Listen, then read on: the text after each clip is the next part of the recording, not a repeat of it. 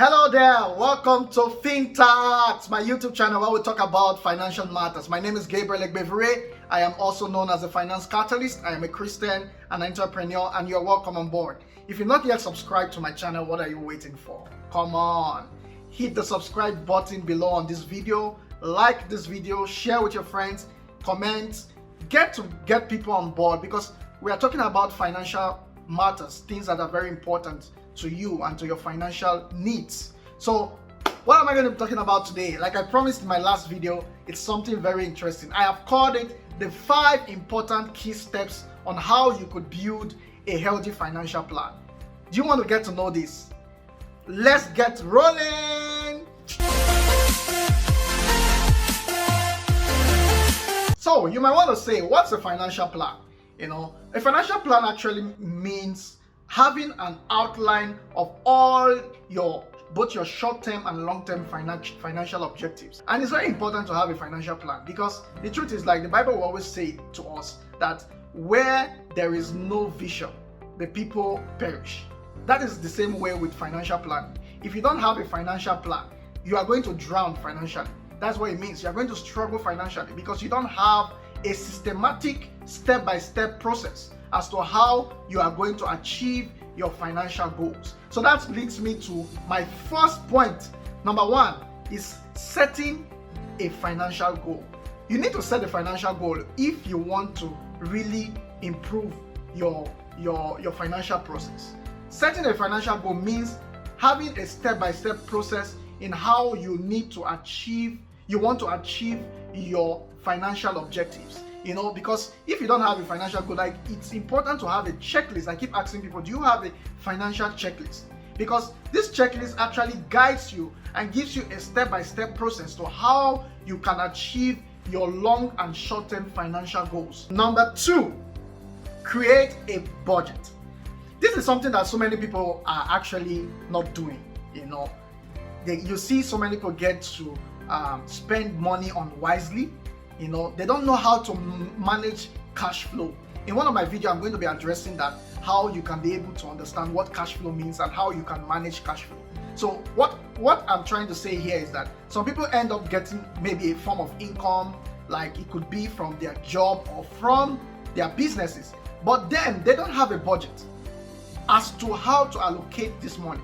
And that actually means that when you don't have a budget, it means that you could actually overspend or underspend. But it's very important to have a budget because once you have a budget, you have a clear understanding of how you spend your money. Number 3 is actually preparing and planning for an emergency fund. So what's an emergency fund, you want to say? So this is like, it's not the same as savings or what you call savings. It's more of something that you put somewhere in case of emergency.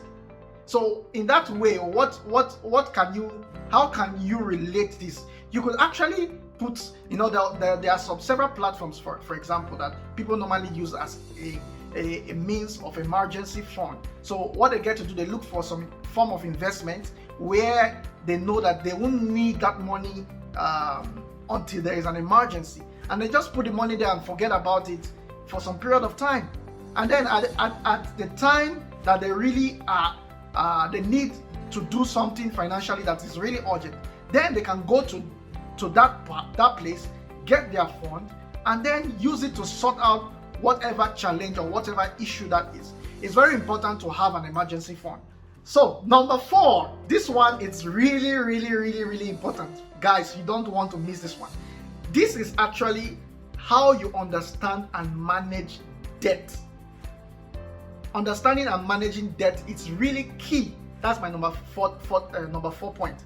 How you manage and understand debt is really key to a healthy financial plan. Because so many people, they get themselves in all sorts of debt. It could be debt from loans, it could be debt from maybe forms of loans like mortgage from the house, or it could be actually a credit card debt. And with credit card debt, it's very striking because every month there's a certain amount of interest rate that accrues on that debt. So you having a systematic, clear, precise plan as to how to repay these forms of debt are very, very, very key and important to your financial wellness and health. You see so many people, they get stressed easily because they think about the fact that they've had so much debt accrue in such a way that they are unable to clear those debts. And the reason why some of these things can happen is because they don't really have a clear plan as to how they could repay the debt. Because you see so many people use debt to do a lot of good things. So debt in itself is not a crime, it's not wrong, but it's how you manage it. That is what actually makes you a success out of it or not. So number 5 is planning financially for your future. This is very, very key to your financial plan. You know, so many people, they always look at the short term. They don't look at the long term. Always plan financially for the long term as well, because it's really important to create a form of plan where you don't just look at your short term objectives, but you also look at your long term objective. So when you're planning, plan with the future in mind, and that comes to the area also of investment. This is very, very important. Always investing and creating value for yourself. You know, in investing, you are creating value for yourself, because when you get to invest in something, there's a very high tendency that thing will generate value and it becomes more valuable to you. You have something valuable to you, you know. So it's very important to invest. And when you are investing, don't just invest. Don't just say, okay, this is what is going on here. This is what someone just recommended to me, and then I just want to. Then the next day you just start sending in money. No, you have to invest wisely. Make your research. Go through those investment opportunities. Get to see exactly how does this fit to my objectives, my financial goals. Where can I really allocate this financially in my financial plan? You know, having the idea of the kind of investment that you need to make is very important. So having said all this, I'm going to say it again. The 5 steps. Number 1 is actually setting a financial goal for yourself. Very, very important. Number 2 is creating a budget for yourself. It's important. Number 3 is actually planning and preparing, setting aside an emergency fund. Number 4 is actually managing carefully your debts.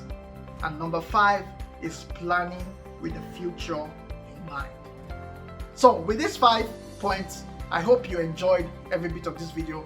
I'm looking forward to my very next video, but if you've not liked my video, if you've not shared with your friends, please like, subscribe, share with your friends, tell them that something interesting is happening. And in my next video, I'm going to be talking about something very, very, very interesting.